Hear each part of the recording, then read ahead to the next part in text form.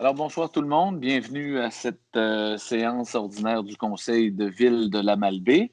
Séance encore enregistrée parce qu'on est tous sur Skype encore le temps que durera toutes ces mesures sanitaires à appliquer. Alors, bienvenue tout le monde. Bonsoir. On a, comme à l'habitude, notre séance qui sera lue par M. Villeneuve, Simon Villeneuve. On a les points à adopter, proposeurs secondaires aussi, vous verrez, parce que c'est plus contraignant un peu avec cette mesure de Skype-là. Donc, pour les proposeurs secondaires, tenez-nous pas rigueur s'il y a quelques embêtements, mais je pense que ça devrait bien aller. On a aussi reçu du public quelques questions, qu'à la période de questions, on va se faire un devoir de répondre. Alors, bonne rencontre à tout le monde. Donc, lecture et adoption de l'ordre du jour. M. Simon Villeneuve, s'il vous plaît. Oui, merci, M. le maire. Donc, séance ordinaire du 8 février 2021. Au point 1, lecture et adoption de l'ordre du jour. Point 2, adoption du procès-verbal. À 2.1, adoption du procès-verbal de la séance ordinaire du 18 janvier 2021. Au point 3, aucun avis de motion. Point 4, adoption des règlements. 4.1, adoption du règlement numéro 1112-21 régissant la tarification relative à l'installation de compteurs d'eau conformément à la stratégie québécoise d'économie d'eau potable et abrogeant le règlement numéro 1081-19. 4.2, adoption du règlement numéro 1113-21 établissant l'imposition de la taxe foncière pour 2021 et abrogeant le règlement numéro 1092-20. 4.3, adoption du règlement numéro 1114-21 établissant la tarification du service des vidanges 2021 et abrogeant le règlement numéro 1093-20. 4.4, adoption du règlement numéro 1115-21 établissant de nouveaux tarifs pour le service d'aqueduc pourvoyant au remboursement du capital et des intérêts des emprunts autorisés pour des immobilisations pour 2021 et abrogeant le règlement numéro 1095-20.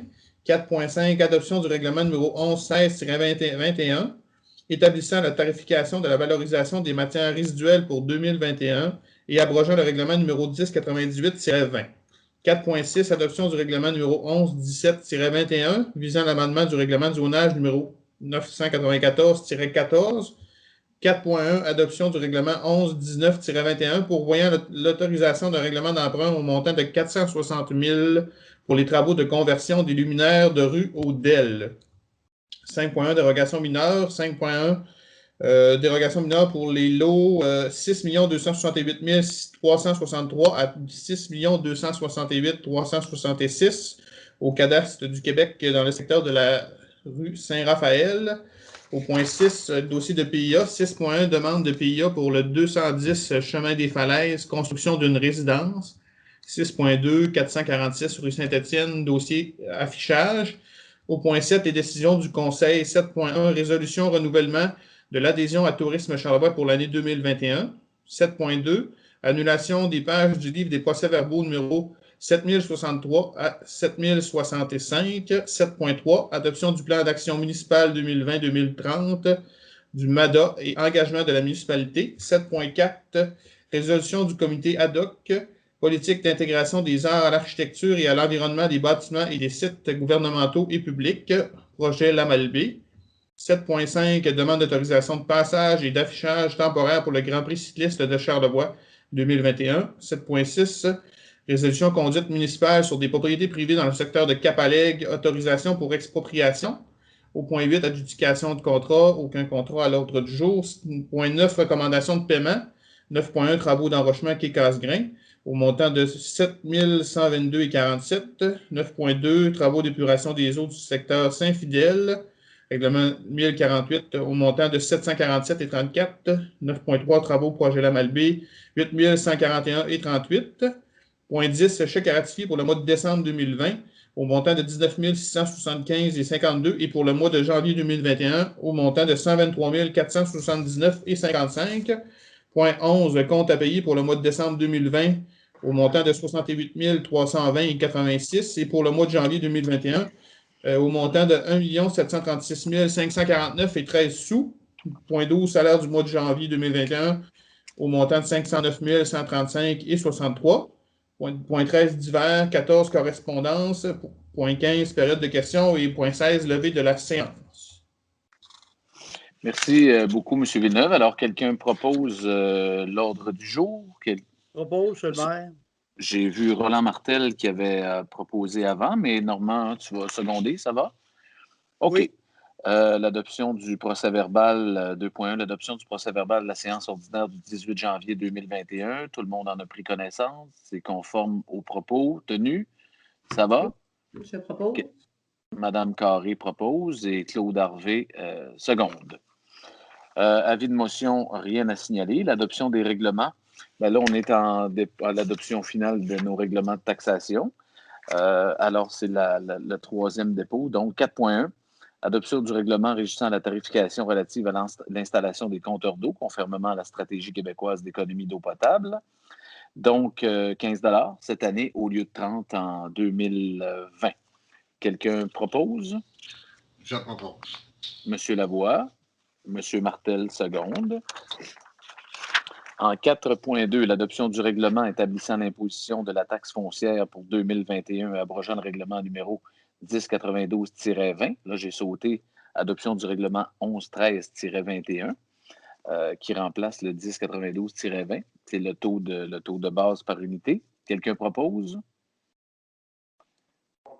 Monsieur Savard propose. Quelqu'un seconde? Lucie? Je seconde. Lucie a levé, j'ai vu la main levée. C'est 1,6, je pense, le taux de base, si je me trompe pas, c'est bien ça. En tout cas, c'est le même qu'on avait l'an dernier. 4.3, l'adoption du règlement 1114-21 établissant la tarification de services de vidange pour 2021 et abrogeant le règlement 1093-20, donc 195 $ cette année par rapport à 188 $ l'an dernier. Quelqu'un propose? Je propose. Monsieur Tremblay, quelqu'un seconde. Claude Harvey, qui a levé sa main virtuellement. 4.4, l'adoption du règlement 1115-21 établissant de nouveaux tarifs pour les services d'aqueduc, pourvoyant au remboursement du capital et des intérêts des emprunts autorisés pour des immobilisations pour 2021, abrogeant le règlement 1095-20, donc 192 $ au lieu de 188 en 2020. Quelqu'un propose? Oui, je propose. Monsieur Gaston Lavoie et Lucie Carré, seconde. 4.5, l'adoption du règlement numéro 1116-21 établissant la tarification de la valorisation des matières résiduelles pour 2021, abrogeant le règlement 1098-20, donc 40 $ cette année au lieu de 39 en 2020. Quelqu'un propose? Propose. Monsieur Tremblay, quelqu'un seconde? Monsieur Harvey, Claude Harvey. 4.6, adoption du règlement numéro 1117-21 visant l'amendement du règlement de zonage numéro 994-14. Alors, on avait déposé l'avis de motion et le dépôt du règlement permettant, dans un secteur, dans la zone HB 121, donc le secteur du boulevard Kane, de faire passer des bâtiments, la réglementation d'un bâtiment pouvant avoir 12 logements au lieu de 8 et de permettre des pavillons et des ateliers touristiques avec ou sans bâtiment de service dans le secteur de la rue Marie-Rose, AF 1608.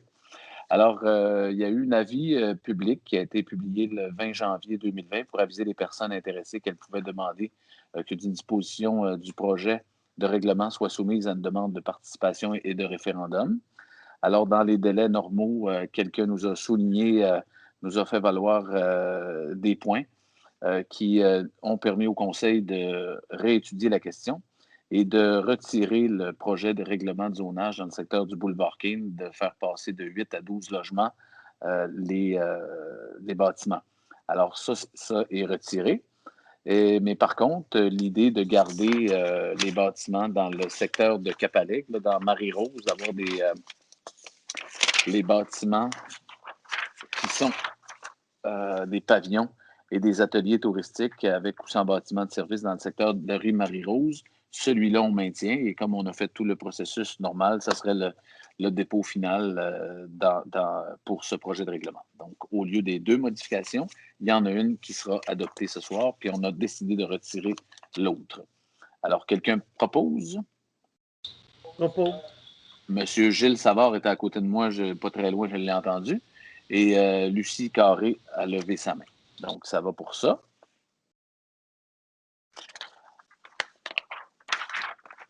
Le point 4.7, l'adoption du règlement 11-19 pourvoyant l'autorisation d'un règlement d'emprunt au montant de 460 000 pour les travaux de conversion luminaire aux rues d'Elle. Alors, c'est un projet qui s'autofinance c'est un règlement d'emprunt qu'on va faire, si je comprends bien, sur une quinzaine d'années, si je ne me trompe pas, ce que j'avais dit précédemment. Tenez-moi-en pas rigueur. Mais on pense qu'il peut, selon les calculs, c'est un projet qui s'autofinance dès la 5e année, la 4 ou la 5e année. Et c'était 326 872 pour l'acquisition de matériel et d'installation du projet. Des mesures accessoires pour 40 000 34 000 d'imprévus, des taxes 20 000 et il y avait un 10 de 40 000 au projet, ce qui monte à 460 000 ou environ. Excusez les quelques chiffres, on arrondit. Mais comme les gens, le public, vous êtes habitués à ce genre de règlement d'emprunt, ça ne veut pas dire que le projet coûtera ça, mais c'est une autorisation d'emprunt qu'on veut faire pour faire passer notre ville à l'éclairage ODEL. Alors, quelqu'un propose l'adoption du règlement. Claude Harvey a levé sa main et M. Roland Martel aussi seconde. Donc, Claude, ça va? Et Roland Martel seconde, excusez. Dérogation mineure, donc on en serait au point 5. 5.1, dérogation mineure, le lot 6 268 366 du cadastre Québec, donc la rue Saint-Raphaël. Simon? Oui, en fait, la demande, il y avait une petite coquille dans l'ordre du jour, effectivement, l'ordre du jour de la séance. C'est les lots, en fait, c'est 5 lots qui sont visés. C'est les lots 6 268 363 à 6 268 366 au cadastre du Québec. Dans le fond, c'est pour réputer conforme la présence de 2 bâtiments principaux sur le même terrain ou lot, alors que cela est interdit à la réglementation. Et réputé conforme la deuxième bâtiment principal sur un terrain ou un lot avec une superficie inférieure de 55 mètres carrés, alors que cela est interdit. Donc, suite à l'analyse des membres du comité d'urbanisme, considérant que l'octroi de la présente dérogation mineure aurait comme incidence de créer un précédent en la matière, notamment le fait de permettre 2 bâtiments principaux sur un seul terrain, considérant que l'octroi d'une telle dérogation aura un impact significatif sur la valeur monétaire des propriétés, ce qui pourrait engendrer qui pourrait avantager le demandeur dans le cadre d'une transaction, considérant que les membres du comité estiment que les éléments de la présente demande ne sont pas du tout mineurs. En conséquence, le comité consultatif recommande au conseil municipal de refuser la présente demande de dérogation mineure. Merci, M. Villeneuve. Alors, je pense que le conseil, ça a été présenté au conseil et qu'on était en accord. Alors, je vois Mme Lucie Carré qui propose le refus, donc, de la demande. Mme Carré propose. Quelqu'un seconde? Seconde, M. le maire. M. Normand Tremblay, seconde. M. Villeneuve, toujours, on serait au PI, plan d'implantation et d'intégration architecturale. 6.1, 210, chemin des Falaises. Oui, il s'agit d'un projet d'une construction d'une résidence unifamiliale isolée au 210 chemin des Falaises, considérant que la maison sera implantée sur un plateau existant en harmonie avec la localisation des résidences avoisinantes, considérant que les membres du comité estiment que le style de résidence proposé s'intègre bien avec le caractère des lieux, considérant notamment que le demandeur a signifié son intérêt de mettre du bardeau d'asphalte de couleur noire en remplacement de la tôle à baguette initialement proposée comme matériau de recouvrement de la toiture, considérant que le bardeau d'asphalte dans le style d'architecture proposé viendrait diminuer la valeur architecturale du bâtiment et du secteur où il serait implanté, considérant que le projet initialement déposé respecte les critères et objectifs du règlement relatif au PIA numéro 996-14. En conséquence, le comité consultatif d'urbanisme recommande au conseil de la ville de la Malbaie d'autoriser le projet de construction au 210 chemin des Falaises, conditionnellement à ce que le matériau de recouvrement de la toiture soit de la tôle à baguette, tel que présenté dans les plans soumis dans la demande initiale, et non du bardeau d'asphalte. Ça va. Alors, le conseil en a discuté. On était en accord avec les orientations du comité consultatif. Quelqu'un propose? J'ai vu, je pense, Claude Harvey Claude avait proposé, puis Roland avait secondé, je pense. C'est ça? En fait, il me semble que c'est dans le bon ordre. Il y a eu une main virtuelle puis une main levée, là, mais je sais que vous étiez en accord. 6.2, M. Villeneuve, s'il vous plaît. 446 rue Saint-Étienne. Oui, projet d'affichage au 446 rue Saint-Étienne, soit pour 2 enseignes sur façade. considérant que le style d'enseigne s'intègre bien avec celle avoisinante, les membres du comité estimaient que le projet respectait les critères et objectifs en matière d'affichage dans le règlement sur les PIA. Donc, les membres du comité recommandaient au conseil d'autoriser le projet d'affichage au 446 rue Saint-Étienne. Toutefois, pour l'implantation de l'enseigne se trouvant au-dessus de la porte principale, si celle-ci est installée, les vitrines du commerce devront rester libres de tout affichage commercial de manière à éviter une surcharge visuelle. Merci. Alors, j'ai vu Mme Carré qui a levé la main. Gaston Lavoie seconderait. Donc, Lucie propose et Gaston seconde. Merci, M. Villeneuve. 7, décision du Conseil. 7.1, résolution, renouvellement de l'adhésion à Tourisme Charlevoix pour l'année 2021 au montant de 28 924 $. Ce qu'on comprend de ça, c'est que ça couvre le membership aussi des Sources Joyeuses et du Mont-Grand-Fond. C'est une somme qui est entièrement dédiée à la promotion des établissements de l'Amalbaie. Ça va dans la campagne l'Amalbaie que les hôteliers et les restaurateurs font bon an, mal an, ce montant qui est bonifié par la taxe des nuitées qui vient couvrir ça. Alors, c'est des campagnes qui sont quand même bien intéressantes, mais ce montant-là du membership couvre la campagne de promotion de nos commerces membres de l'association touristique dans le secteur de l'Amalbaie. Je pense qu'on a un bon partenariat aussi avec l'ATR. Alors, depuis quelques années, on paye notre membership à l'ATR, on soutient l'industrie touristique, nos restaurateurs et tous les autres qui y sont membres, les pourvoyeurs. Il y en a quelques-uns sur notre terrain aussi. Et alors, je pense que c'est un bon signe et c'est un bon partenariat que la ville de l'Amalbaie a avec ses partenaires touristiques. Donc, quelqu'un propose l'adhésion de l'association touristique. Monsieur Normand Tremblay et Claude Harvey, seconde.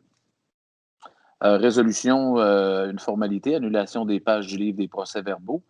7063, 7065. Un problème d'impression a été rencontré au moment d'imprimer ces pages. Donc, le Conseil autorise l'annulation des pages 7063, 7065 du livre des procès-verbaux de l'Amalbaie afin de pouvoir procéder à la réimpression. Donc, quelqu'un propose.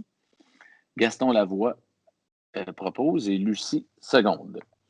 7.3, l'adoption du plan d'action municipal 2020-2030 dans le cadre de MADA, Municipalité Amie des Aînés, et engagement de la municipalité. Alors, des comités ont travaillé, des gens d'ici, des conseillers, des gens des loisirs, des intervenants du milieu, formé un comité composé de répondants pour le dossier MADA. Avec ce comité, élaborer le plan d'action municipal 2020-2030 dans un esprit de continuité avec le bilan du dernier plan, tenir compte de la consultation des aînés qui a permis de bonifier ce nouveau plan d'action. Entre autres, les champs d'action, c'est un programme. Le plan d'action sera sur nos sites Internet demain, là, tout de suite après la résolution. Je pense qu'il pourrait être consulté sur nos sites Internet facilement.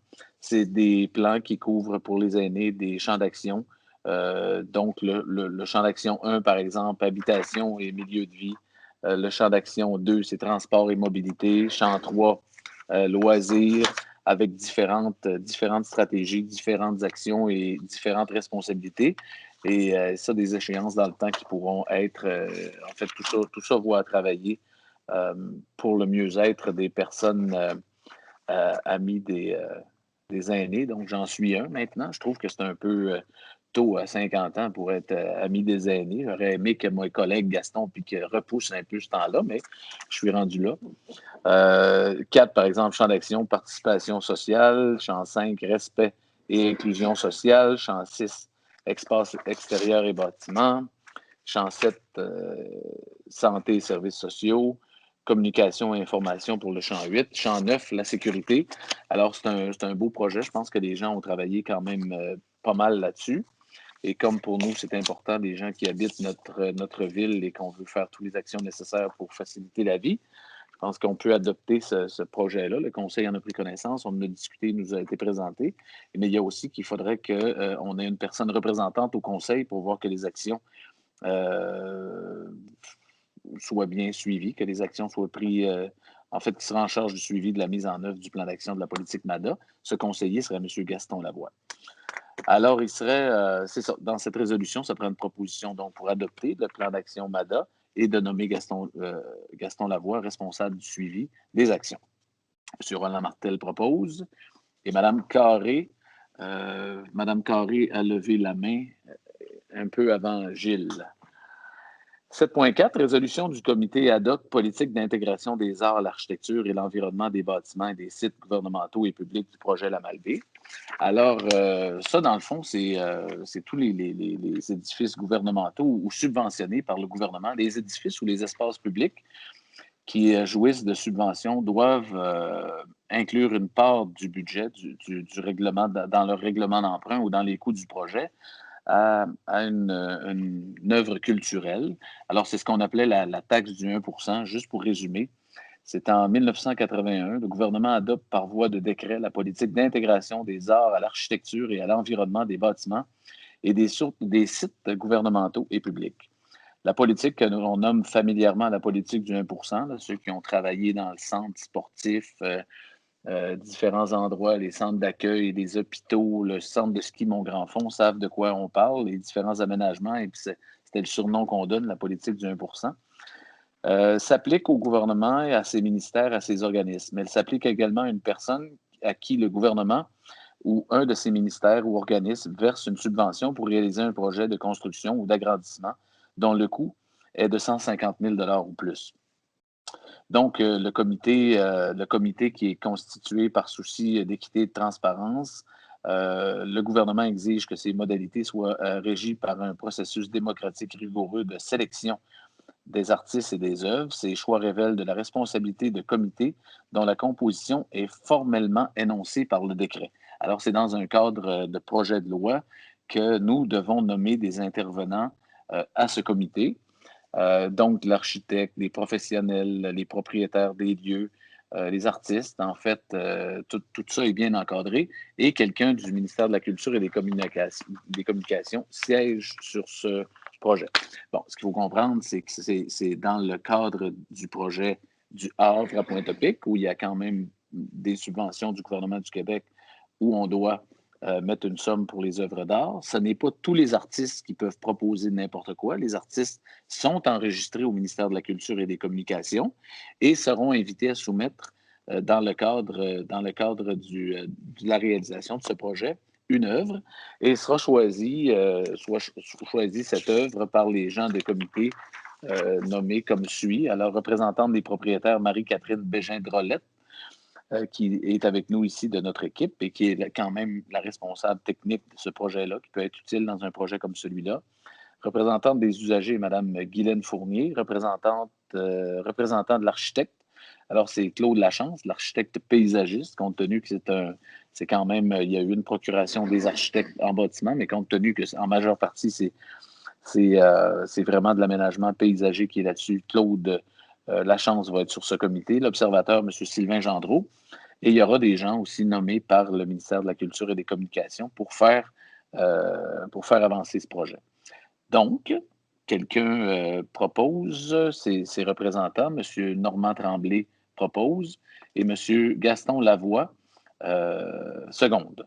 Alors, ce qu'il faut comprendre aussi, c'est que ces régies, là, c'est assez encadré, les sommes qu'on dédie à ces projets de 5 millions et plus et X montants qui tournent autour d'une soixantaine de mille dollars. Et ça, ben, c'est très... on ne peut pas faire autre que ça. Et ce n'est pas de la nouvelle argent, c'est de l'argent qui est prévu dans le règlement d'emprunt. On y avait prévu parce qu'on était régi par cette loi. Alors, bon travail à tout le monde. Je pense que ça va donner quelque chose d'intéressant encore. 7.5, demande d'autorisation de passage et d'affichage temporaire pour le Grand Prix cycliste de Charlevoix 2021. Alors, ça serait pour autoriser ça, bon an, mal an, c'est des activités qui ont été remises l'an dernier, mais qui ont lieu depuis nombre d'années. Grand Prix cycliste de Charlevoix, des bons partenaires qui passent sur nos routes municipales, et c'est là l'idée de donner l'autorisation. Alors, l'idée, c'est d'autoriser le Grand Fond d'eau de Charlevoix, le 13 juin, qui est prévu, le 13 juin 2021, sur le territoire de la Malbaie, d'utiliser nos routes, et aussi d'autoriser le passage pour le Grand Prix cycliste de Charlevoix. Mais lui, il n'y a pas de date définie due aux mesures sanitaires. Là. Ça semble un peu moins précis pour le Grand Prix cycliste. En tout cas, quoi qu'il en soit, les dates où tout le monde va travailler conjointement avec les équipes ici des travaux publics. Ça fait nombre d'années qu'on travaille avec ces gens-là qui sont hyper bien organisés. C'est quand même un super bel événement où beaucoup de gens viennent découvrir la région. Alors, quelqu'un propose l'autorisation? M. Roland Martel et M. Claude Harvey, seconde. 7.6, résolution, conduite municipale sur des propriétés privées dans le secteur de Cap-Alec, autorisation pour expropriation. Alors ça, c'est dans le secteur de la rue, pour bien situer les gens, là, sans nommer tous les lots et nommer des propriétaires, c'est de la rue McDonald. Alors, c'est un peu dans ce secteur-là où, dans les années où ont été faits les travaux d'aqueduc et d'égout, il y avait du roc ou le chemin et les gens avaient décidé de passer la tuyauterie sur des terrains privés sans faire de servitude à l'époque. Alors, quand il n'y a pas de servitude dessinée ou négociée, ou les servitudes ne sont pas annoncées, ça fait que des conduites d'eau peuvent passer sur des terrains privés. Et si les villes, dans ces temps-là, n'ont pas où c'est pas loti, qu'il y a des servitudes sur le terrain, il y a eu des permis d'émis, et ça, c'est depuis nombre d'années, pour des constructions sur nos passages d'aqueduc et d'égouts. Alors, c'est des servitudes qui n'avaient pas été négociées avec les propriétaires à l'époque, qui font qu'on a eu un événement il y a à peu près 3 ou 4 ans, un hiver, un tuyau d'aqueduc a fendu sous la piscine et le deck d'un résident du secteur, ce qui cause quand même pas mal de problèmes. L'idée, c'est de régulariser cette situation qui dure depuis quand même pas mal de temps et de remettre ça à jour. Alors, ce qu'il faut, c'est passer nos tuyaux, nos installations, dans d'autres endroits qui pourraient être, de un, déclarés de servitude et de deux, beaucoup plus facile si on avait à intervenir. On a autorisé M. Simon Villeneuve le 11 mai 2020 à s'entendre, à négocier avec les propriétaires de gré à gré. On pense encore aujourd'hui, ce qui est important, c'est qu'on pense être en mesure de s'entendre de gré à gré avec la très grande majorité, sinon tous. Par contre, vu l'urgence des travaux, il faut qu'à un moment donné, ça se fasse, si advenant qu'on ait des gens qui soient un peu moins favorables. L'idée, c'est d'autoriser Mme Karine Dionne à enclencher les procédures d'expropriation qui pourraient s'avérer nécessaires dans le cadre du présent projet, soit pour l'une ou l'autre des propriétés parmi les suivantes. Là, je vous fais grâce des lots. C'est des lots, il y en a quand même une dizaine, mais c'est dans le secteur désigné que je vous dis. Alors, c'est une opportunité de procéder s'il faut le faire, mais probablement qu'on va réussir à s'entendre de gré à gré pour régulariser cette problématique qui dure depuis nombre d'années. Alors, quelqu'un propose la résolution pour autoriser Mme Karine Dionne? M. Gilles Savard propose. Et quelqu'un seconde? Lucie? Mme Carré? Seconde. Adjudication de contrat, il n'y a rien à signaler aujourd'hui. Recommandation de paiement, 9.1, travaux d'enrochement du quai Casgrain, règlement 1100-20, 7122,47. Alors, quand on voit la liste, c'est des travaux qu'on avait fait en régie. Alors, c'est des factures qu'on a eues sur les derniers travaux, puis de l'acquisition de bois, de matériel, de matériaux pour faire les travaux en place ou les finaliser au printemps. Mais c'est de Henri-Jean et Fils, toutes ces factures viennent de là. Quelqu'un propose la recommandation de paiement? M. Normand Tremblay a levé la main. Et M. Roland Martel, seconde. Travaux d'épuration des eaux du secteur de Saint-Fidèle. Alors, c'est Stantec Expert Conseil qui sont les ingénieurs au dossier de l'épuration des eaux de Saint-Fidèle, 747 et 34.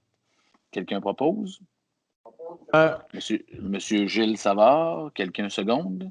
Monsieur Claude Harvey. Travaux, projet La Malbaie, 9.3, 8141 et 38. Donc, Stéphane Brisson.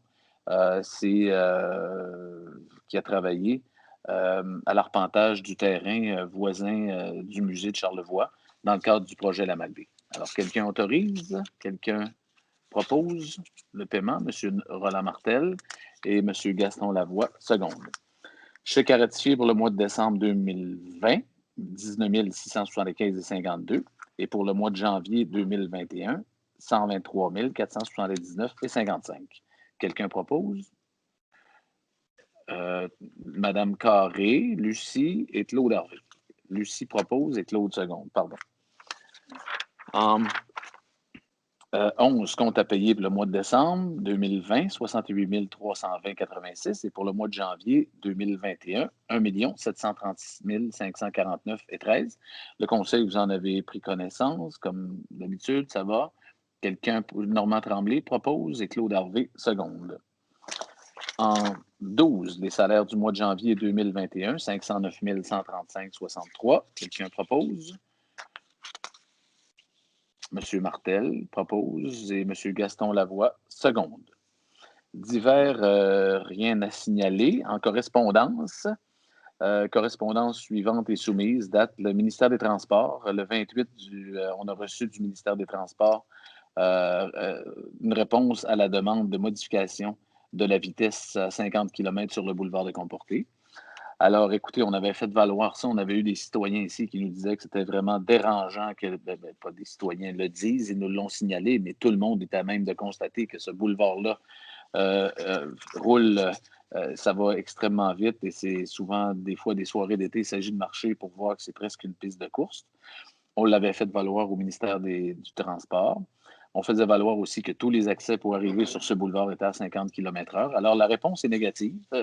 Le boulevard de Comporté restera à 70. Par contre, ils disent que dans le secteur du pont, jusqu'à l'église de la Malbaie, donc la rue Belle-Rive, là, il y a une problématique de densité d'entrée. Alors, ils prolongent un peu. Ils prolongent la zone de 50 jusqu'à l'église. Alors, vous comprendrez que ce n'est pas seulement par résolution qu'on peut faire avancer le ministère des Transports. On va faire d'autres représentations, on va travailler avec eux. Et tu sais, je vous dirais que quand on a fait la traverse piétonnière ici au Quai-Casgrain, par exemple, ça avait pris quelques années. Les premières demandes étaient négatives. Il y a eu des analyses de fait. Et on ne lâchera pas. On va continuer de travailler encore tout le monde là-dessus pour ralentir cette vitesse. Peut-être arriver, probablement, l'idée, c'est d'arriver à l'améliorer esthétiquement. Donc, c'est la réponse qu'on a reçue. Nous en serions à la période des questions en 15. Alors, Mme Gagnon, je vous laisserai peut-être le loisir de nous lire, les questions. Oui. Monsieur le maire, alors, il y a deux premières questions de Mme Anne-Jean, mais je crois que vous lui avez pas mal répondu. C'était des détails sur 2 points, le point 7.4 et le point 9.3.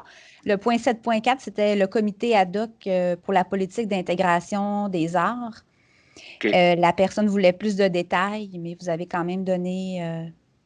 Ben, je le pense. Hein? Je pense que oui. En fait, c'est l'œuvre d'art dans le projet Point Topic. On a à peu près tout dit ce qu'on avait à dire là-dessus. Là. Et il y avait le 9.3 pour le projet La Malbaie. C'est une recommandation de paiement. La personne, Mme Anne-Jean, voulait plus de détails. Savoir sur quoi s'applique le 9.3 pour le projet La Malbaie. Oui, M. Villeneuve. Je ne sais pas si je peux peut-être juste compléter ce que vous avez dit tantôt, M. le maire. En fait, les frais d'arpentage, c'était tout ce qui était lié avec l'acquisition du terrain qui faisait partie du domaine hydrique. Donc, ça faisait quand même plusieurs mois qu'on avait des démarches d'entamer à ce niveau-là. Il a fallu faire les plans nécessaires là, aux différentes instances. Donc, c'est la finalité de tout ça, si on peut dire, là, qui correspond au montant là, de 8 000, je ne l'ai pas devant moi, là, mais c'était autour de 8 000 là, dans le fond, là, comme vous aviez mentionné tantôt.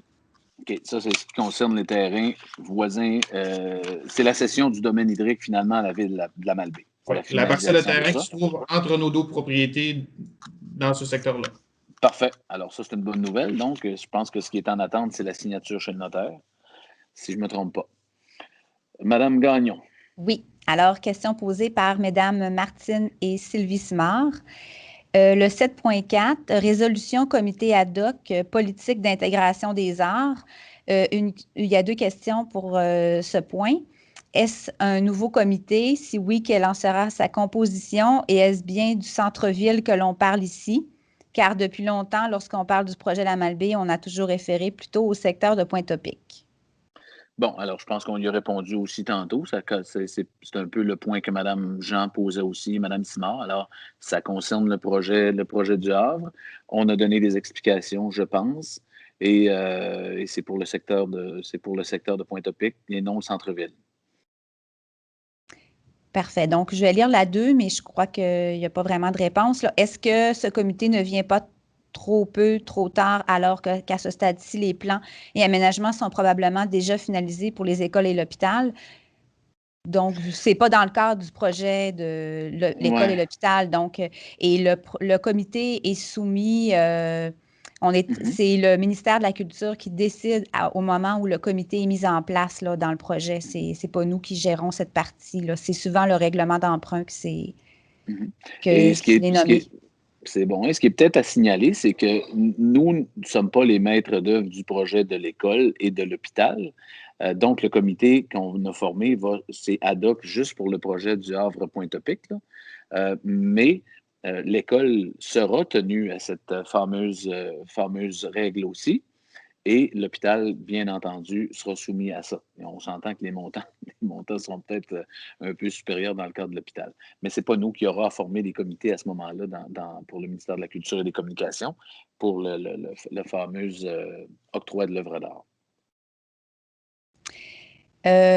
L'autre question, c'est en lien avec le 7.6, la résolution pour les conduites municipales sur des propriétés privées dans le secteur de Cap-Alègue. Alors, il y a une autorisation pour expropriation.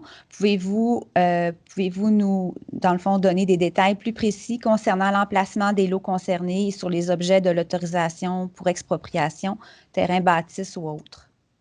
Ben, peut-être tantôt, j'en ai parlé aussi. M. Villeneuve me corrigera ou en rajoutera s'il le faut. On ne parle pas d'acquisition de bâtisses, on ne parle pas d'acquisition de terrain non plus, on parle d'acquisition de servitudes, c'est des servitudes de droit d'installation de nos aqueducs et nos égouts. C'est ça qu'on a à faire.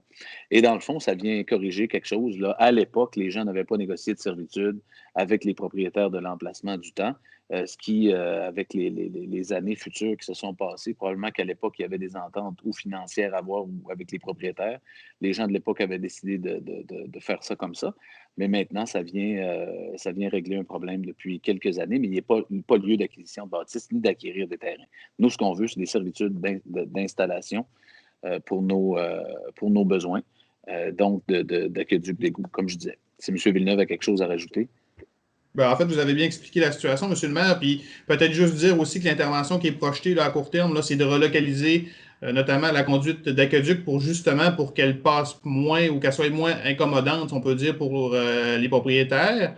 Dans le fond, c'est surtout des arrière-lots ou des champs, des terrains vacants. Donc, effectivement, il n'y a aucun bâtiment qui est compromis. Au contraire, nous, on va voir les autorisations pour régulariser la situation, puis aussi faire en sorte que s'il y a une intervention à avoir, bien, ça soit plus facile pour la ville, puis moins dommageable, entre guillemets, au niveau des propriétés. Là. Donc, les gens ont été rencontrés, ils comprennent la situation. Donc, l'objectif, c'est encore de s'entendre de gré à gré avec ces gens-là. Par contre, considérant qu'il y a des travaux projetés, si jamais ça accrochait avec un propriétaire ou quelques propriétaires, à ce moment-là, on veut se doter de la possibilité d'exproprier.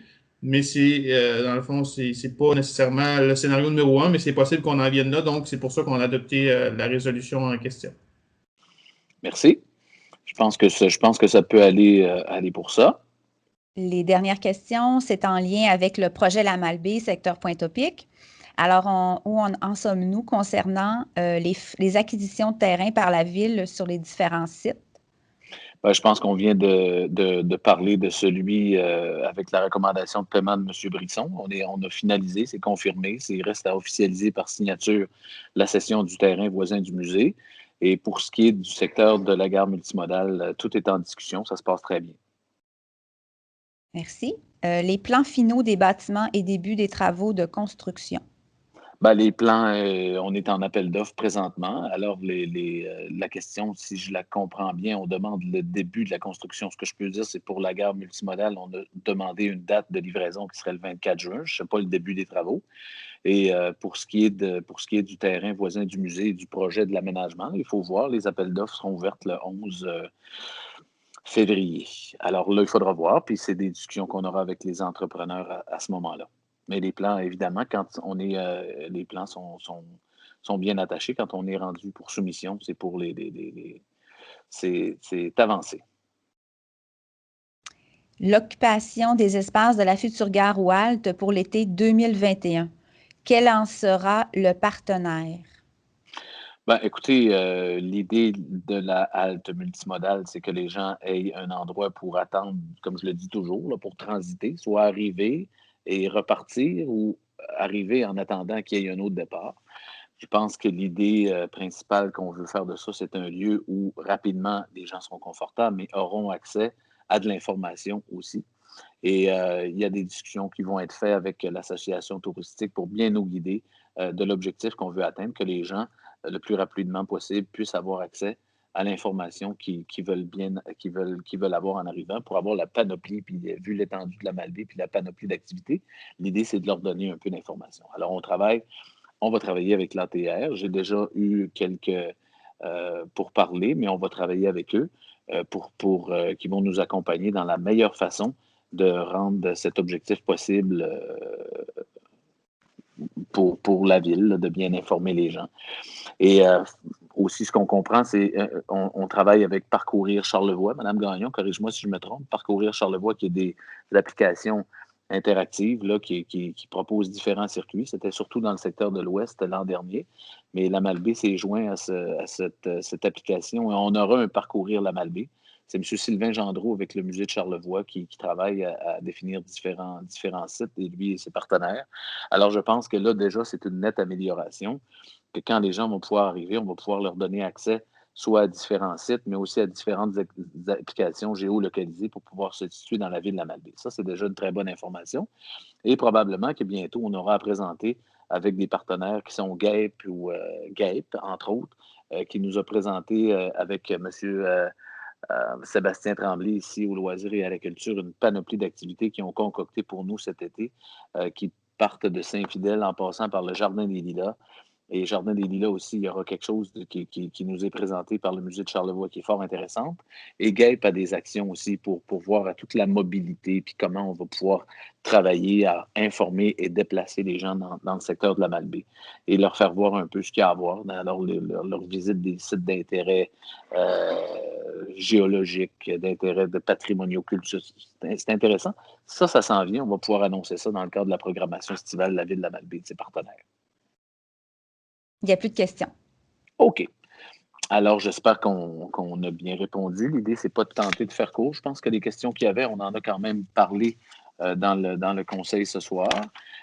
Donc, je vous remercie tout le monde. Je nous souhaite le meilleur courage possible. Je sais que ça commence à être long, cette fameuse pandémie, confinement, zone rouge, mais avec l'espoir qu'on se serre les coudes, je pense que je regarde Québec, Charlevoix, tout se dessine assez bien, souhaitons-le, pour les mois de mars et qu'on puisse passer en orange et enfin passer une belle été où on pourra commencer à ressembler à une certaine normalité de la vie sociale. Alors, merci à tout le monde. Merci aux gens de la Malbaie aussi qui font les efforts nécessaires, les entrepreneurs, mais les citoyens aussi. Et aux conseillers de travailler dans des conditions comme ceux-là. On est tous un peu pris avec ces méthodes, mais tout le monde fait l'effort et les équipes de la ville aussi le font, les citoyens. Alors, on continue. Je pense que ça devrait bien aller. Merci. Sur ce, merci. Quelqu'un proposerait la levée de l'Assemblée? M. Roland Martel proposerait et M. Gilles Savard a levé la main ici, pas loin de moi. Alors, Roland propose et Gilles seconde. Merci. Bonne soirée tout le monde. Au plaisir.